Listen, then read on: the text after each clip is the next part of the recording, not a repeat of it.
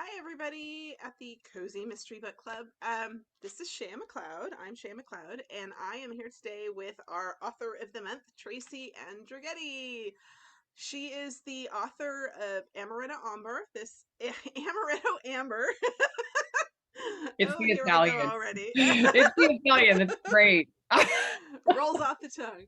Um, Tangles mine.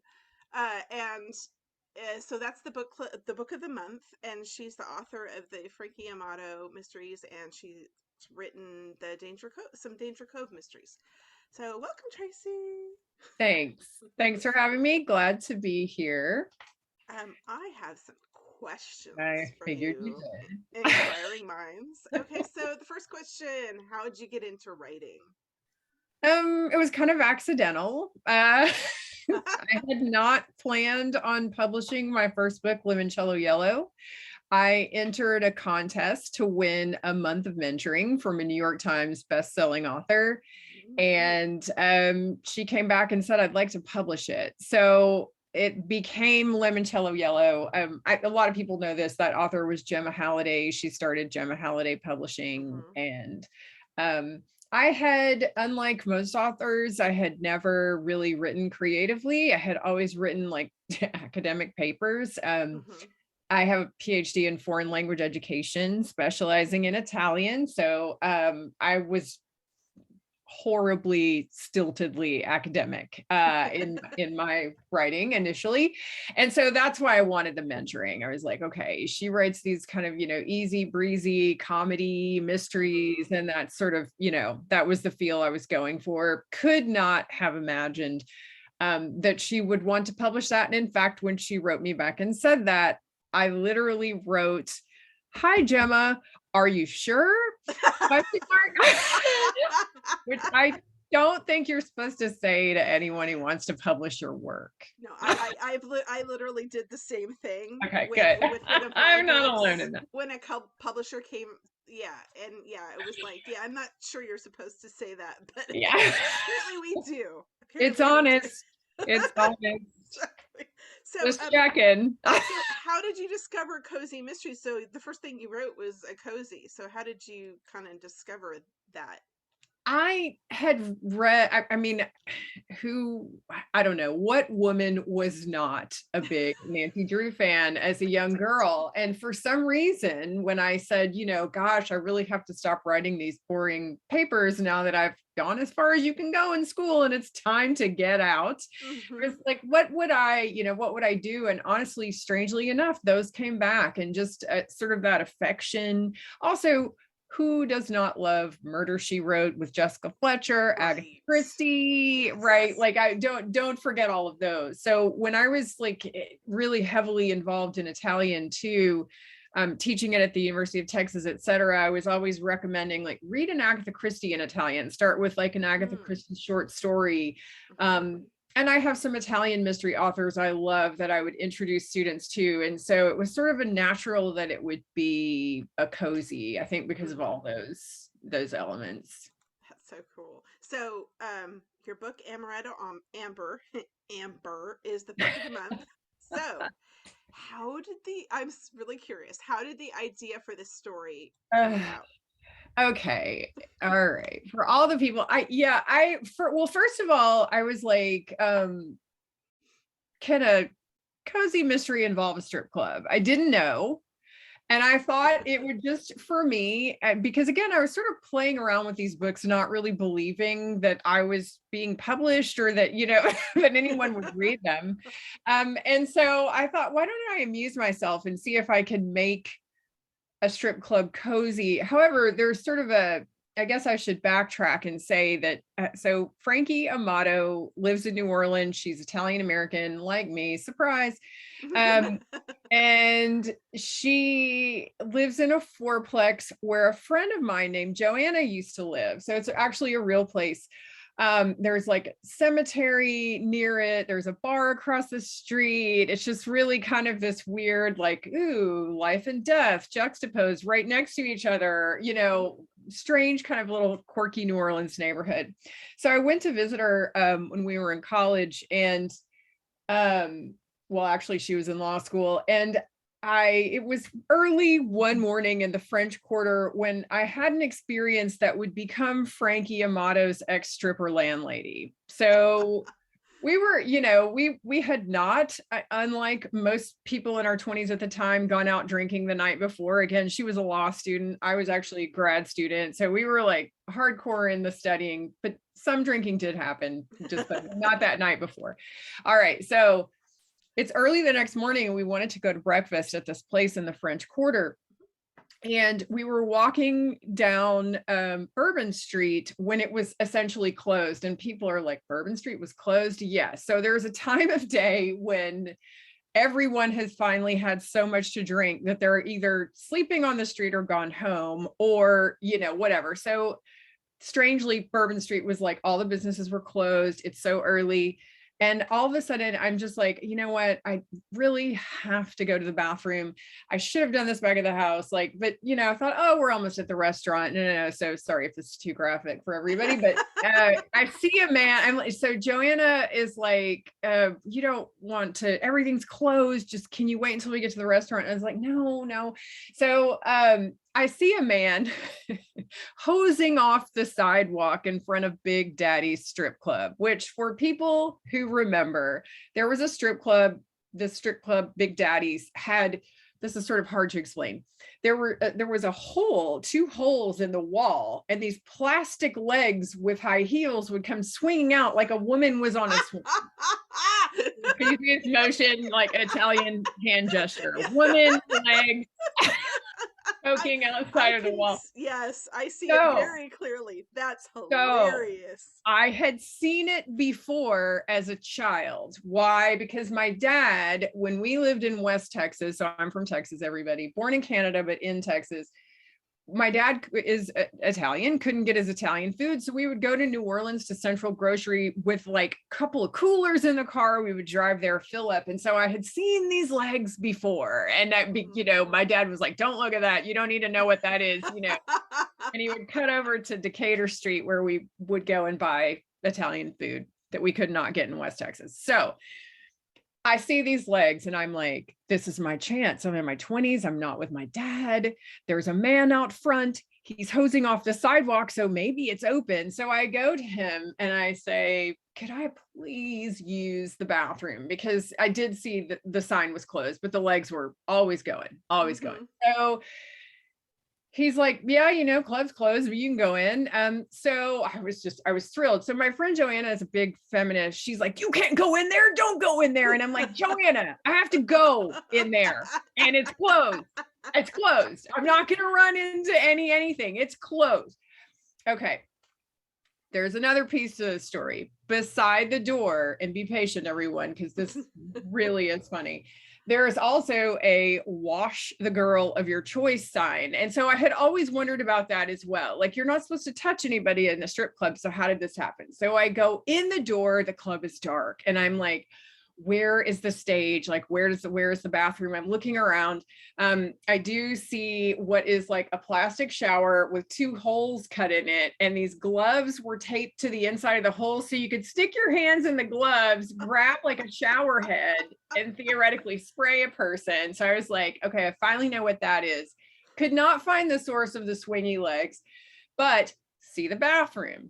It says ladies' room, which is questionable.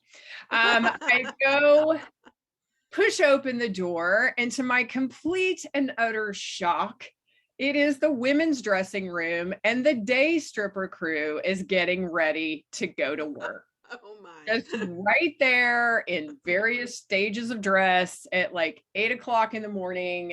And I just like froze. So this one woman looks at me, and she automatically knew I must be looking to go to the bathroom. This apparently happens all the time. And she said, John's over there, sugar. Like with this, I cannot do accents, you guys, but imagine it. Imagine kind of like a raspier, like more sultry voice. Can you do accents? I cannot. Oh no. I mean, So I can do a British accent maybe on a bad day, but yeah, I've not ever. never, I need my audiobook narrator, Madeline Rizek, because she can just do an accent. So she's like Sybil, you guys, split personalities or something must be happening because she's that good at it. So anyway, I look and the woman is pointing to just an open air toilet just right there. In the And middle of the dressing room, yeah, so where all these there's women no are like variously naked. variously naked.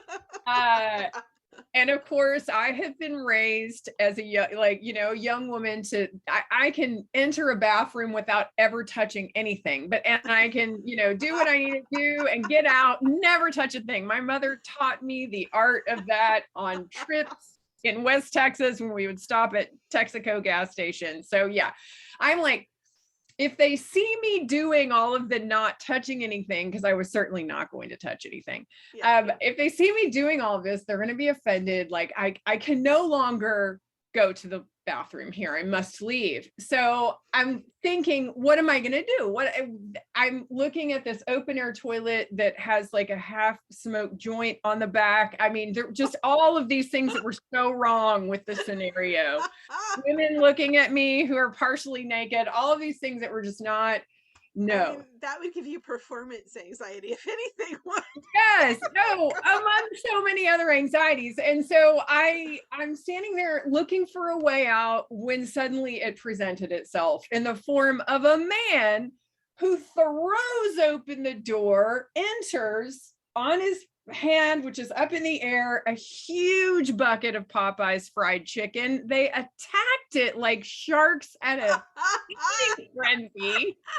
And no one saw or cared about me now that there was chicken in the room. And so I darted out the door, did what my friend Joanna originally told me to do, which was just hold it till you get to the restaurant.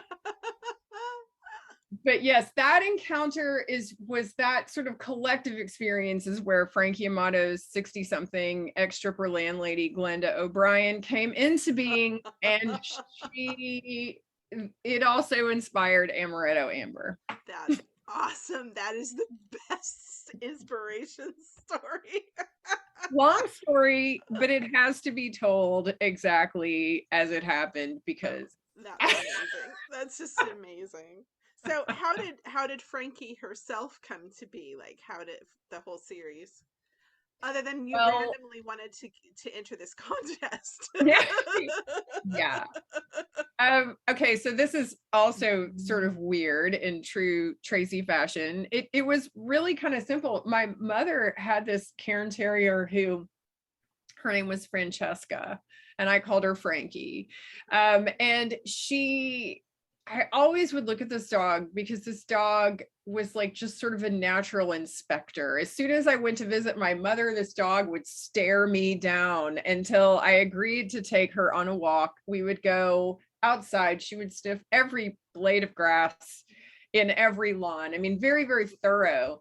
And so when I was walking her and I was sort of bored, I was just imagining, what if Frankie were a person? And, you know, what would she be like? And, you know, she would definitely be an investigator. And it literally, you guys, started like that. And so Frankie has a Cairn Terrier named Napoleon, who's a male in the book, but that's only because she herself is Frankie, a dog. A dog.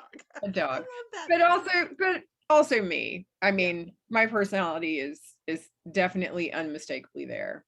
And some of my own personal crazy Italian family experiences. So obviously you share my love of cocktails. I mean, yeah. Come on. So tell me, what's your favorite cocktail? It is so hard to think about picking a favorite, although top 3. Okay. This is not okay. So one of them is not very original, but bear with me. It's an Aperol Spritz, just because I love the bright colors. It's light. It's got an Italian liqueur in it. It has orange. It has prosecco. It has soda. When I go to the Amalfi Coast in Italy, which I've gone many times, they have a lemon version. Ooh. So it will have limoncello, prosecco, aperol spritz, a slice of lemon. Oh yeah, yeah. So I would say like those are sort of 1 and 2. And then I'm trying to think of the name. A friend of mine made me a drink recently that is oh God, from a bar. I wish I had written down the name, you guys. This is not a good answer. I'll try to think of something else. But he actually like took out like so he's making it and it was just beautiful. It's like red and it had this gorgeous like dried blood orange in it and like a single ice cube. And then he actually takes out and a cherry, one of those really good like Oh, dark. the Luxardo cherries. Yes, Oh, yum. thank you. So it was really beautiful, right? This really pretty picture, but then he takes out what looks like a perfume bottle and sprays it. And I'm like, what is that? And he said like Fernet Branca or whatever the name. You guys forgive me for not knowing the name. Got no clue. It's like a mist. So you finish off the drink with a mist of another drink. And I just was like, this is all That is wild. outrageous. And I'm so upset that I cannot think of the name of it at the moment. In fact, when the video posts, I will actually comment under it with the name of the drink and a That would picture be because awesome. the drink was so pretty that I actually took a picture. Ooh. That just sounds amazing. Yeah. What about, wait, give us your favorite. Oh, my favorite. Top 3 is an aviation. Nice. Which I of course discovered, during my research for my Lady Grample series. Which is Does she drink them in the series? Yes, that's one. Initially, I was going to have a signature cocktail for her, and I guess that's it. But like every book has its own cocktail, like because As why does not? mine. Yeah.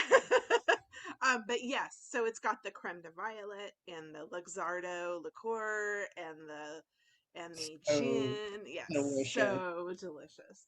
And then I love just a simple highball, just ginger ale and whiskey, Yeah. And so probably my other favorite, I love a lemon drop, but I love them on the sweet side with Me too. limoncello.